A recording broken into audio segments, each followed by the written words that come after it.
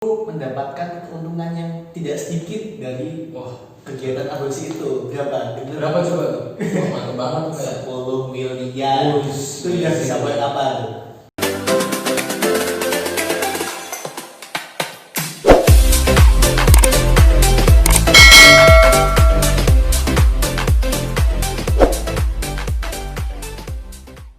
Assalamualaikum warahmatullahi wabarakatuh. Alhamdulillah teman-teman, kita berjumpa lagi di channel kami ya, Dakwah Islam TV ya. Alhamdulillah ya teman-teman, kita sangat bersyukur kepada Allah Subhanahu wa taala ya yang telah memberikan kita kesempatan untuk sharing-sharing sama teman-teman di sini semua ya, sama kita di sini berdua ya. Perkenalkan dulu, saya Donatri Widianto, biasa dipanggil Don ya. Ini bersama teman saya di sebelah saya, Rizky Adianto ataupun panggil Rizky. Enggak Don. Mas Dora tadi kan panggilnya Don. Kayak nama apa ya? Ya, insya Allah kita akan membahas tentang sesuatu yang menarik ya buat teman-teman semuanya, yang semoga ini dari pembahasan kali ini dapat diambil sisi positifnya ya. Semoga bermanfaat buat teman-teman semuanya ya teman-teman. Nah, insya Allah kita membahas tentang temanya, salah satu tema yang penting ya, yaitu tentang pembinaan. Ya, BIB N. Pembinaan. Gitu ya teman-teman. Ya, kita mulai dari salah satu kasus ya, dari akibat dari tidak ada pembinaan. Ya. Jadi kemarin saya itu Mas Rizky, di scroll berita-berita itu ada salah satu berita di TV, di sosmed, di online itu banyak bermunculan yang berita itu. Ada kemarin ada kasus aborsi di daerah Jakarta Pusat ya, di bulan September kemarin ya. Di bulan September kemarin yang klinik itu mendapatkan keuntungan yang tidak sedikit dari kegiatan aborsi itu. Berapa coba tuh? Mantap banget tuh kayak 10 miliar.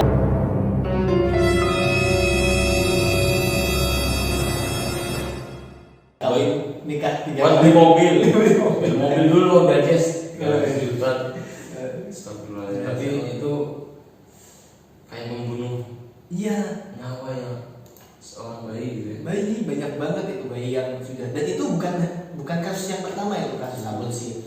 Pernah juga di tahun lalu juga pernah di tempatnya juga di Jakarta, dan kasusnya sama, aborsi. Banyak bayi ya, banyak jiwa yang dibunuh karena akibat perbuatan yang dilarang oleh Allah SWT. Itu kan aborsi itu berawal dari perzinahan ya, berawal dari sesuatu yang tidak diinginkan.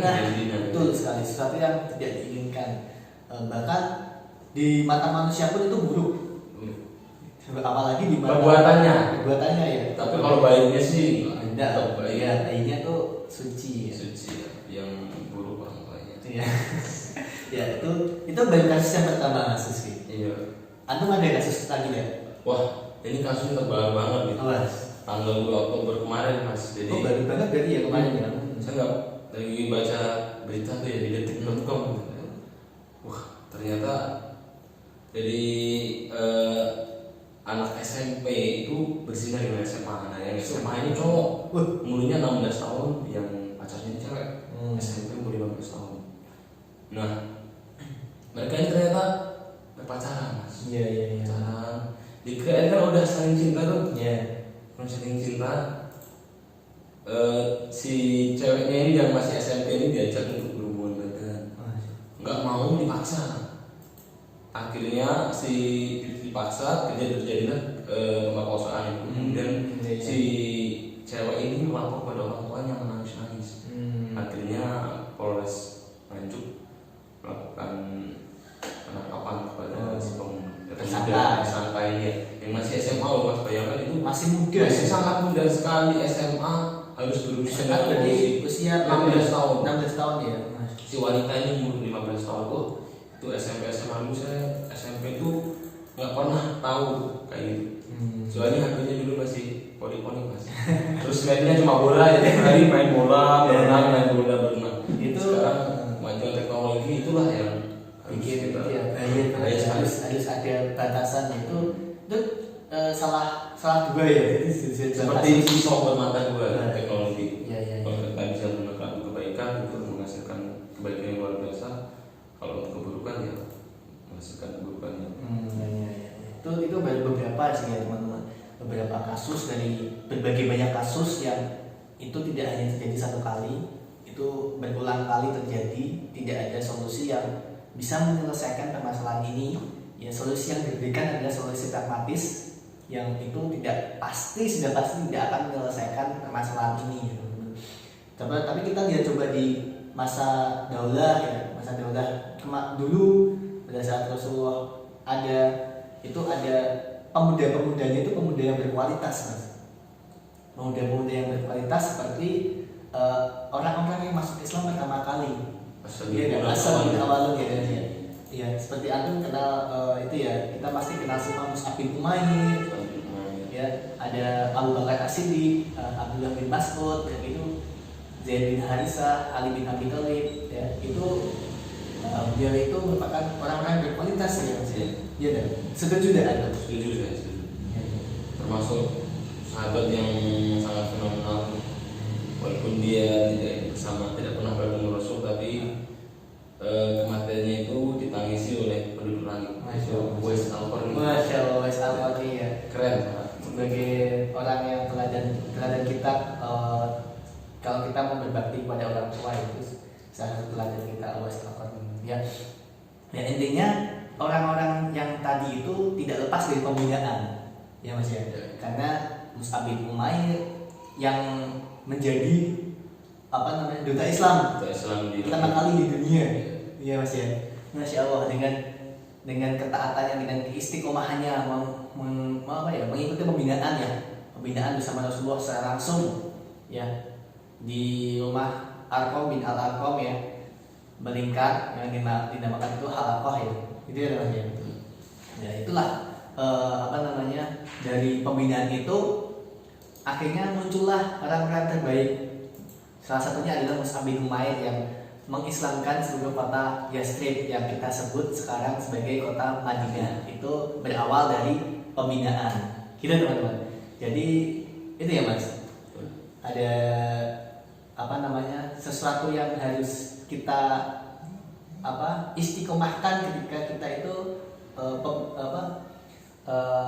melakukan pembinaan atau metode yang dikenal itu metode taskif.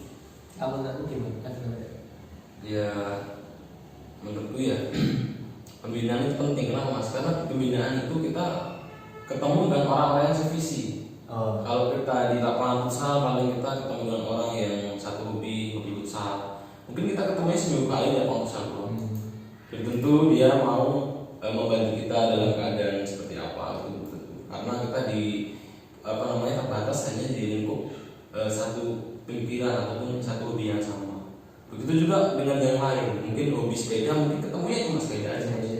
Tapi kalau di satu visinya itu jelas dan berkepanjangan, maksudnya punya target yang jelas, itu insya Allah mereka nggak punya batasan. Maksudnya ikatannya itu kan ikatan dari Allah itu ikatan yang sangat kuat sekali. Dan dimanapun mereka berada, pasti mereka akan tidak terikat ruang dan waktu. Ruang dan waktu. Gitu. Insya Allah ya. Jadi itu pentingnya pembinaan. Tapi gini Mas, ada yang bilang masa sih kita bisa seperti para sahabat dan Rasulullah, padahal kan kita jaraknya antara Rasul dan para sahabat itu hampir sekitar 14 abad. Masa bisa sih kita menjadi seperti paling tidak mencontoh beliau, menjadi seperti apa yang beliau semua lakukan? Bisa nggak sih sebenarnya Mas? Itu sudah disampaikan oleh Rasulullah sendiri melalui hadisnya tentang menuntut ilmu itu ya Mas ya, bahwa menuntut ilmu itu adalah suatu kewajiban. Nah, pembinaan itu bagian dari menuntut ilmu. Bahasa secara umum seperti itu. Pembinaan itu adalah menuntut ilmu. Kita selain punya teman lingkungan yang bervisi yang sama, kita juga menuntut ilmu pada sesuatu yang sama. Seperti hadis Rasulullah itu yang sudah sahih dan banyak kita dengar di mana-mana, berbunyi thalabul ilmi fardhatun ala kulli muslim. Hmm. Jadi menuntut ilmu itu punya wajib untuk Yeah. setiap muslim. Jadi yang wajib itu menuntut ilmu yang mana dulu nih mas? Jangan ilmu-ilmu yang santet. ya, atau ilmu matematika IPA dan lain-lain. Kalau yang lain itu ada yang bilang itu mubah, ada yang bilang itu Cabang. kifayah. Tapi cabang yang paling utama adalah ilmu agama. Iya, iya. Karena dengan ilmu agama itu kita mampu ilmu agama itu seperti apa ya, kacamata mas. Gimana? Kita kalau tidak pakai kacamata itu tidak tahu mana jalan. Benar. Misal kita minus ya, kita misalnya dengan minus, kalau dengan pas kacamata lihat ke depan itu tidak nampak. Iya, iya. Tapi dengan ilmu kelihatan nih yang mana yang hitam, mana yang abu-abu. Nah disitulah pentingnya kita mengerti ilmu. Kayak tadi kejadian tadi itu nggak akan terjadi kalau kita mempunyai pemikiran, kemauan dan lingkungan itu yang mendukung kita menjadi baik. Iya, iya. Kita baik, teman kita tiap hari, misalnya nih teman saya ada nih yang dia itu baik soalnya cuma temannya ini hobinya itu gini minum terus Lingkungan ya. nah itu mau nggak mau dia kan berkumpul dengan orang seperti itu walaupun dia tidak minum, tapi setidaknya kalau kata para ahli ataupun kalau orang alim itu orang yang menilai orang itu gampang, lihatlah dengan siapa dia berteman. Yuk, ada pertanyaan lagi. Kalau bertemannya sama yang bagus iya, sama yang jelek, lihatlah pertemanannya, banyak yang baik apa banyak yang jelek. Kalau yang banyak yang jelek berarti dia adalah orang yang segolongan dengan yang jelek. Tapi kalau yang jelek misalnya 5, tapi temannya yang 20 baik, berarti dia adalah orang yang baik. Seperti itu. Sedetail itu ya, berarti kita harus mengetahui Dengan siapa? ya, dengan siapa kita berteman, dengan siapa kita berkumpul. Ya, ada juga yang berbilang karena ketika kita berteman dengan penjual minyak wangi, Iya. kita akan mendapatkan Wanginya, iya.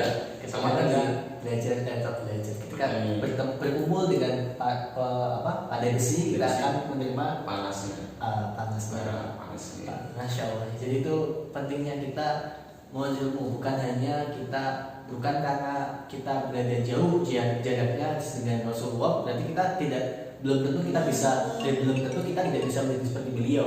Contohnya adalah Muhammad Al-Fatih. Ya.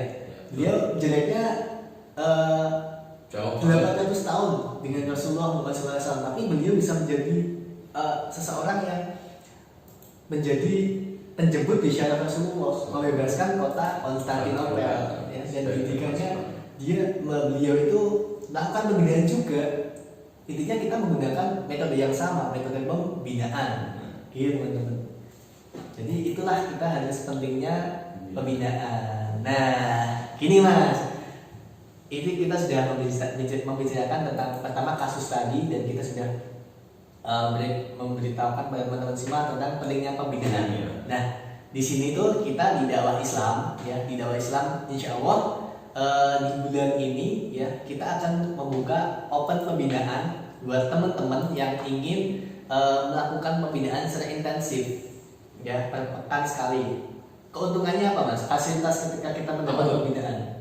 Kita bisa mendapat lingkungan yang baik, lingkungan yang soleh, ya kan? Pembinaan seperti yang tadi sudah dijelaskan. Terus kita juga bisa mendapatkan materi yang utuh, ya, dari ustadz, ya, materi yang utuh. Kemudian apalagi ya teman-teman, banyaklah manfaat yang kita dapatkan dari pembinaan ini, yang tentunya bisa meningkatkan pengetahuan kita, ilmu kita, dan akan bisa menjadikan diri kita itu pribadi yang Islam, membentuk kepribadian kita itu membentuk kepribadian Islam. Nah, jika teman-teman tertarik nih, ya, bisa ingin mengikuti pembinaan ya yang dinamakan Dai Institute, ya, insya Allah akan dibuka, ya, sudah dibuka buat teman-teman yang ingin mengikuti Dai Institute ini, khusus ikhwan atau khusus laki-laki, ya, yang ini Mas Rizky ini juga mengikuti tasbih, mengikuti pembinaan di dakwah Islam, ya, ya Mas ya. Insya Allah. Nah, jika teman-teman ingin mengikuti pembinaan, silahkan menghubungi nomor yang tersedia di deskripsi di bawah ini, ya teman-teman. Kita tidak menggunakan metode yang lain kecuali metode Rasulullah Muhammad SAW, yaitu metode taskif, pembinaan yang menghasilkan Mus'ab bin Umair yang menjadi duta Islam pertama di dunia yang mengislamkan kota Yathrib atau kita sebut sekarang dengan kota Madinah. Gitu teman-teman. Ada tambahan nggak Mas Rizky sebelum kita tutup nih? Tambahnya, kalau menurut saya itu hidayah itu dijemput. Nah, udah ada tuh hidayah, misalnya misalkan melalui dari institut pembinaan ini. Nah, mau nggak sih kita menjemput? Sebenarnya udah ada tuh sebenarnya hidayah itu, tinggal kita mau jemput atau tidak, seperti itu. Life is choice. Life is choice. Hidup adalah pilihan. Apa yang terjadi pada diri kita sekarang adalah pilihan dari masa lalu. Apa yang terjadi pada masa depan adalah pilihan yang kita ambil sekarang. Dikutip dari buku Ustaz Khalid Syah, Beyond Inspiration. Baik teman-teman, jika teman-teman kira video ini bermanfaat, jangan lupa klik share ya, dan juga klik like ya, Dan juga subscribe channel ini ya jika bermanfaat ya, subscribe, dan jangan lupa bunyikan lonceng notifikasi loncengnya biar teman-teman bisa mendapatkan video-video terbaru dari channel kami Dakwah Islam TV. Baik teman-teman, saya kira pertemuan perjumpaan. Ya. Saya kira sharing-sharing pada sesi ini ya, saya cukupkan dulu. Sampai jumpa di sharing-sharing di pekan-pekan selanjutnya, di sharing-sharing selanjutnya ya. Mungkin cukup itu dari kami ya. Kurang lebihnya kami mohon maaf. Kelebihan datang dari Allah Subhanahu wa taala, kekurangan datang dari diri kita sendiri. Wassalamualaikum warahmatullahi wabarakatuh.